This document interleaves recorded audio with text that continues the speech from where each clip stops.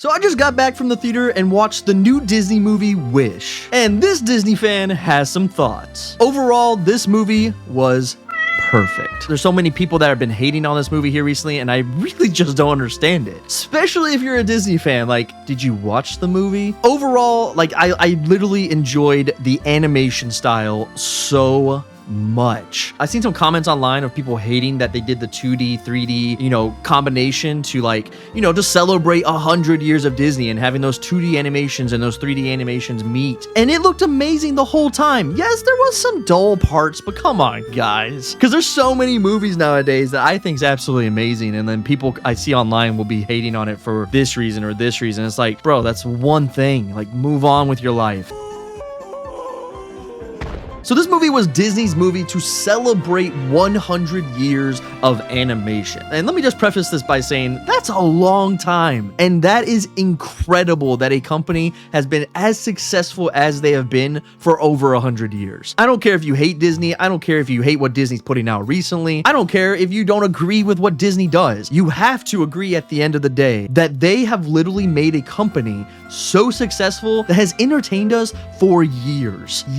My whole life, guys. And probably half of you guys that have clicked on this video. So this movie is about Asha. She's the main character and she's over here, she wants to become the apprentice to King Magnifico, who created this whole island and was able to pretty much learn sorcery and take people's wishes away from them to hold them for safekeeping and eventually grant them when the time came. And it's allowed people to move on with their lives and not focus on something that they really, really wanted. All that stress, all that weight that was on their shoulders to make those dreams come true was lifted and taken away from them, and they could focus on normal everyday life and wait for their wish to be granted. And when you think about this in real life, sometimes we're probably all like, I wish that would happen to me. Imagine not having to work as hard for wishes and you just instantly got them when the time came. You didn't have to worry about the stress or luck or any of this other stuff. It just happened later in life. And I think that sometimes would be easier for most people. There is a big loophole in this, right? So in this movie, it's revealed that he decides which wishes to grant, and not everyone in this city is going to get their wishes granted because some it's just too vague, it's too general of a wish, and there's no way to actually do it because it would be too dangerous. And this is kind of where it gets good, in my opinion, in the storyline, because now you have people literally giving a piece of themselves to their king in hopes that their dreams will come true, their wishes that will never be granted. And this is when you're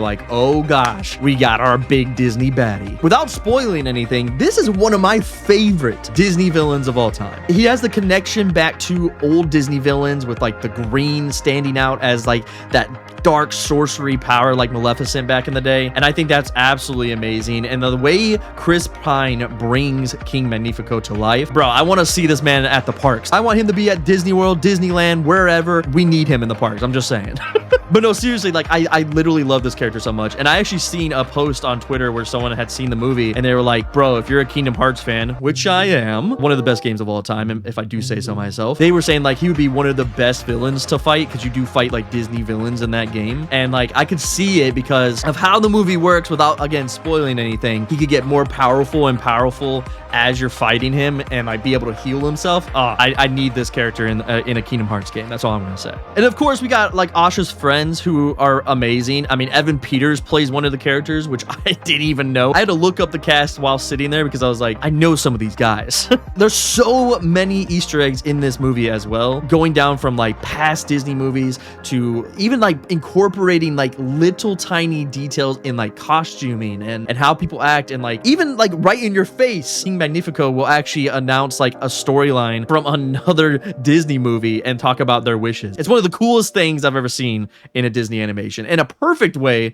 to celebrate 100 years of Disney. This Disney fan, I'm telling you right now, I was the most happiest person just sitting there and seeing and pointing out these Easter eggs and be oh my god, look, there it is. It was so cool to me. And then of course we got Star and Valentino, who are kind of the side characters. You got Valentino, who's the sidekick, right? The sidekicks. We always have those Disney sidekicks, and to me, he was funny, bro. I seen so many people hating on this character online, saying he wasn't as cool as old Disney sidekicks. I'm do you not realize some Disney sidekicks never even spoke? This guy spoke, man. He wasn't just hey walking around. Now, no hate on Hey because he's one of my favorite, but you know what I mean? So Valentino was really funny. I thought that was really cool that Alan Tudyk got to actually play him because a lot of times he's always playing animals that don't speak, and And I think he nailed it, bro. I think he was hilarious. He was definitely the comedic relief throughout this movie, and I thought it was really cool how they incorporated him. As well as Star was so cute. I mean, honestly, if Star merch doesn't sell like crazy, I would be very surprised, because Star is one of the standout characters in this entire movie. The animation style, as well as like how they portrayed Star, because Star doesn't speak, and just like every little thing that Star does is just so cute. Like, it's so awesome. And obviously a lot of things that Star does incorporates a lot of the Easter eggs from other Disney movies. So be on the lookout while you're watching, because it's really, really neat if you love Disney. In general, I loved almost everything about this movie. There was a couple of things that I'm just a little picky about when it comes to being a Disney fan. And one of the ones was like the main character, Asha, kind of felt like she was just kind of there. Maybe that was just my perspective on it, but like, I get having a strong-willed lead character that wants to change, right? Something that they don't see right, and they want it to be fixed. And I feel like her character does that perfectly well. But with me, I love characters that are lead roles that also are able to fight back in a way. But I loved, like, even like if you go back to Tangled, right? Like, even Rapunzel was the one that saved the day, right? She actually fought back. And in this one, it felt like she was just a normal civilian, or just was in the right place at the right time and was able to be strong will to try to push things along. Just my preference. I love strong female leads like, you know, Mulan, have powers or have skill sets as well that can attribute to saving the day, where this one, it felt like that was lacking a little bit. And then the only other thing I've had a kind of a problem with is I don't think that the music was what it should have been, right? I know, like, when the first couple songs got released, I know people were hating on King Magnifico's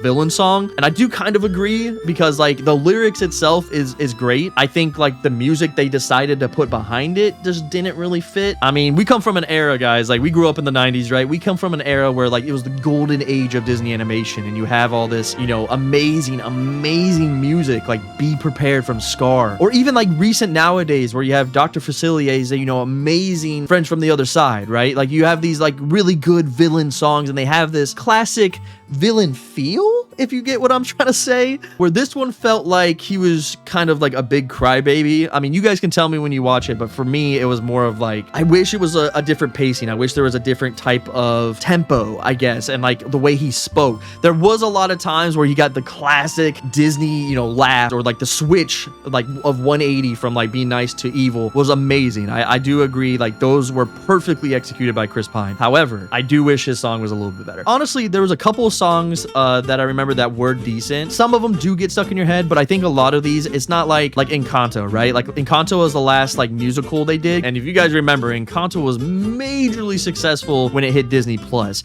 especially for the music. The music is one of the highest selling and highest streamed music for Disney of all time, or something like. Especially We Don't Talk About Bruno. So I don't think there's a song like that in here. So I know you probably have your hopes up. There is some songs that will get catchy. There will be some songs that you're gonna add to your Disney playlist, you know, but there's nothing like that I feel like is going to break records anytime soon. Also, I want to just point out, make sure you guys stay towards the end of the credits, like watch the whole credits through, because if you're a massive Disney fan like me, you're gonna have your heart touched. That's all I'm gonna say. Don't want to spoil anything, because it's something that I didn't know. I was just kind of like, oh, let me just stay and look at the end credits, see all the cool things. I like seeing who works on it. I like seeing that kind of stuff. But let me tell you, you'll be treated to every Disney fan's, like, I don't know, dream come true, should I say. And you might tear up a little bit. Because at the end of the day, I'm no film buff. I'm just a movie fan. Bye-bye.